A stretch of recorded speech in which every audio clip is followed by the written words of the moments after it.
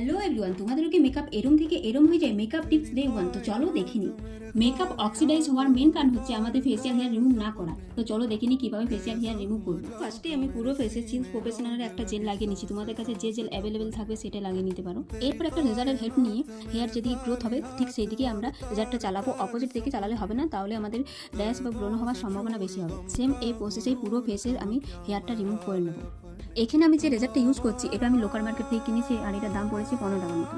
Professional এই massage জেলটা আমি ডেলি কাজে ইউজ করে থাকি। হ্যাঁ, এটা মাসাজ জেলগুলো আমি ডেলি কাজে ইউজ করি। যেমন এখন ফেসিয়াল হেয়ার রিমুভের জন্য ইউজ করছি, আবার আমি ফেস প্যাকের জন্য ইউজ করি। এবং যাদের ফেসে খুব একনি ব্রণ বার হয় বা আমার মতন অয়েলি স্কিন, তারা মাসাজের জন্য এই জেলটা ইউজ করতেই পারো। জেলটা যদি ডেলি বেসে ইউজ করা হয় আমাদের কী কী বেনিফিট দেয়, আমাদের ডার্ক সার্কেল এবং ডার্ক স্পটকে রিমুভ করতে হেল্প করে, আমাদের স্কিনকে হেলদি এবং গ্লোই করে তোলে। পুরো ফেসে হেয়ার রিমুভ হয়ে গেছে। এরপর একটা ওয়েট টিস্যু নিয়ে পুরো ফেস ভালো করে ক্লিন করে নেবো। ক্লিন হয়ে যাওয়ার পর যে কোনো একটা ময়শ্চারাইজার লাগিয়ে নিলে হয়ে যাবে। আমার ভিডিও যদি ভালো লেগে থাকে তাহলে আমার ভিডিওতে লাইক কমেন্ট করে দিও প্লিজ। টাটা।